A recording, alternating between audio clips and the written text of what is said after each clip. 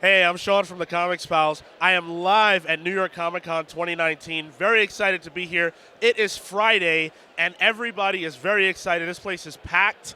But luckily for me, I was able to pull aside K Lynn Smith for a quick chat. Thank you for taking the time to speak to me. How's your con going so far? So far, really, really well. I mean, for a Thursday, yesterday was amazing. So I have high hopes that it's just going to keep going up. Awesome. I'm glad to hear that. Yes. Now, there's so much cosplay here. As usual, it's New York Comic Con. And I have seen online a lot of Hope cosplay. How cool is that for you? Oh my gosh, it's a dream. As a comic creator, I mean, seeing your character, someone who took the time to put a costume together and walking around as your character, it's a dream. It absolutely is. So. Yeah, it's been really awesome, and the level of dedication that I'm seeing, because I check that stuff out too. The level of dedication that I'm seeing from these fans is incredible, and I think it showcases how the book is connecting with people. Oh yeah, especially the art. I mean, the art just connects to people. Yeah, no. Yeah, it's been amazing. I have no complaints. I can't believe that it hooked people so quickly too, and yeah, it's been great. It's been really great. I've been happy to go to comic book stores and be able to actually pick up the book. That's really cool just because, especially indie creators, it's tougher to get into certain stores. My local store is Midtown Comics, so they have everything. But to see Hope alongside X-Men is pretty incredible. How does that feel for you? There's a mistake in there somewhere. We're like, what's happening? No, it's great. I mean, we're so privileged and I always hate the term, but we're so blessed, and it's just, so it's been a great ride, all because of the art, not the writing. Yeah, I spoke to Dirk, and I realized that he's not quite the brains of the operation. Oh no, for sure. I'm the brains and the looks of the operation, so yeah. So Heather Antos is editing the book for you guys, and I know that you and Dirk originally were doing your own thing, and then you brought her on after. How has she impacted what you guys have been doing on the project? Just simply the first issue, she came in and she just literally wiped the floor with us. Like, we were just like on the ropes, and she was just like, no, do it this way. And she changed it for the better. And at first we were like, do we have to? And then we're like, oh wait, yeah, she's totally right. So she's been great. And definitely her input throughout the issues too have been very helpful, especially with a man writing a female story. It's really important to have Heather and myself on there to say, Dirk, no, she wouldn't say that. So yeah, Heather's been amazing in this process. So in that regard, you're as much driving the creative force of the story as Dirk is, and that speaks to what you guys are trying to do with this book, make it authentic. And I think that, for me at least, that's really connecting, and especially as we get deeper into things. One of the moments that I really appreciated in the story was actually in the most recent issue 4, which just dropped. Go pick it up. I'm not going to spoil anything, but it's the moment where she realizes that things are not necessarily going to go her way, and you kind of see a reaction from her that's not typical of superheroes. Yes. What was the thought process behind that, and I guess just what are you trying to convey there?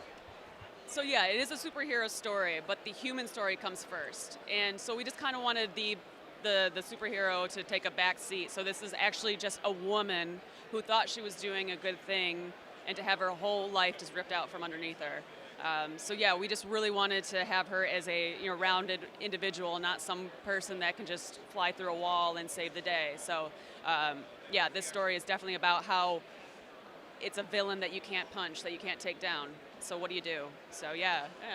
That actually is something that I've enjoyed a lot as well, because you can see the machinations behind the scenes. We know that there are, ultras who are villainous, and we know that they're out there, but they're really not the focus of the story. There has been, one instance of of that, but for the most part, it's just been focused on a very personal journey.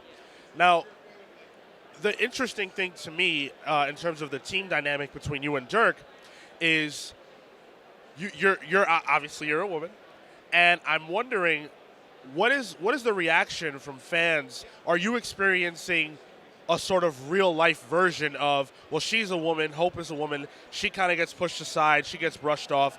Do you guys ever have any kind of weird interactions with fans or anything like that where you have experienced that? For me, not yet. I've had positive reactions where like, oh my gosh, finally a story about a woman who is a mother, and that she's trying to do something beyond just being a mother. But yeah, it's all been positive. I can't say what Dirk's gotten because I mean he is the writer of a female-driven story. Right. So and I mean, and all three of us, with Heather, myself, and Dirk. Well, Dirk's a father, but Heather and I are not mothers, so we're trying to write in this space too. And we all have things that we love. I have a fur baby at home, so so just trying to imagine her plight there, and so yeah, we're all working together as a collective to do it. But yeah, it's all been positive reactions. People are happy to finally have a mother as the lead.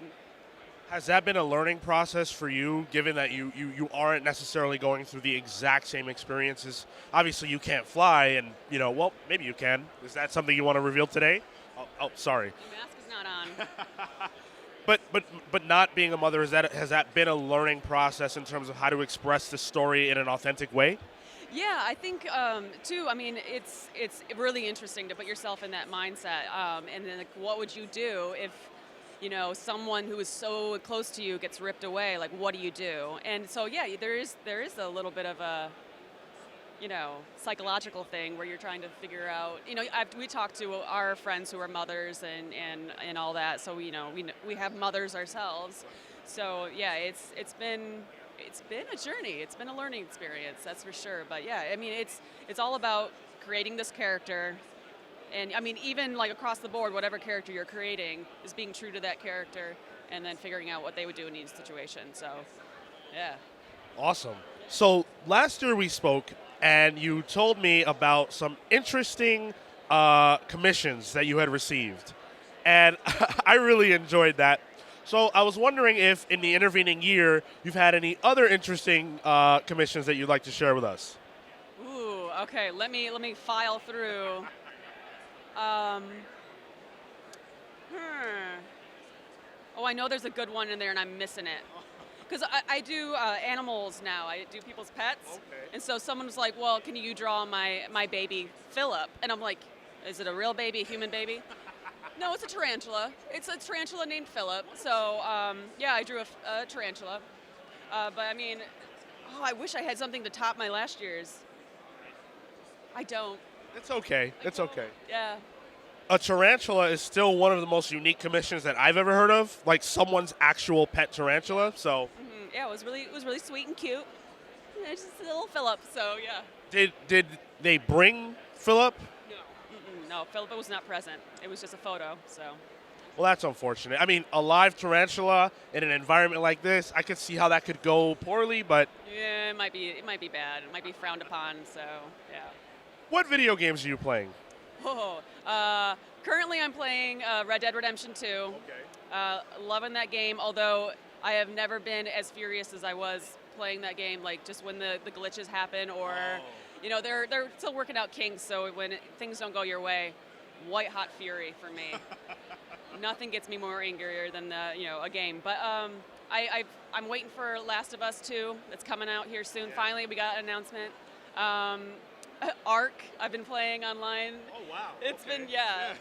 I discovered that recently. It's been weird. And then PUBG here occasionally. So yeah. Is that still a thing? They updated it quite a bit, so it is still a thing. I think it's petering out a little bit, which makes getting the chicken dinner a little easier. But yeah, it's been. I love video games. I love it, and especially with Plume. That's the that was the driving force there. But yeah. Have you gotten a lot of chicken dinners?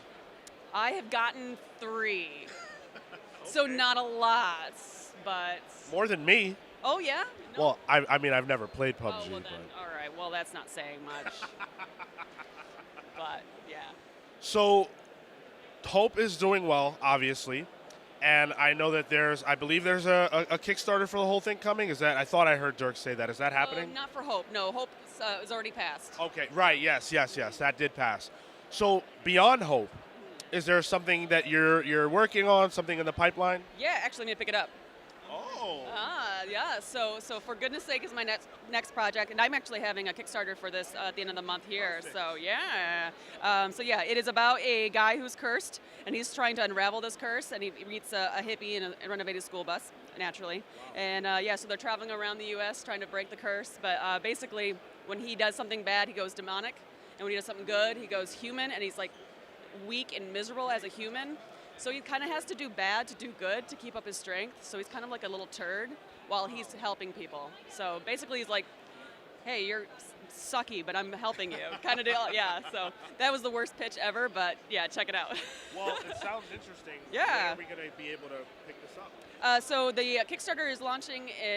It's October 29th. It's on a Tuesday, and that is for the first volume. So that's the first 4 issues here, and then I am gearing it up for the next 5 months to have a absolute release date for it. So yeah, check out that here soon. Yeah. So October 29th for that. Perfect timing. I mean, just look at this. I think this says horror. Yeah. I didn't realize Oh yeah, that. it's the first issue. Yeah, so. Wait, are you selling this? Selling it. Well, all right. So I got to get off camera because I want to pick this up. She wants money. I want the book. Natural transaction, right? Mm-hmm. Tell the people at home where they can find you for more information. Yeah, KLynnSmith.net.com. Don't ask. Yeah, and then K Lynn tweets on Twitter, and then Handmade Crown on Instagram. Don't ask about that either. So. All right, and as for me, I'm with the Comics Pals. You guys can find us all over the internet at the Comics Pals. Make sure to like, comment, and subscribe on this video. And we're going to be here all weekend. By the end of this, I'm going to have no voice. I'm going to be exhausted. She probably will be too, because her table's been super busy. Yeah, it's been great. It's been excellent, yeah. Happy to hear it. Yeah. Stay tuned with us for everything New York Comic Con 2019. I'm Sean Bartley with the Comics Pals signing off. Take care, guys.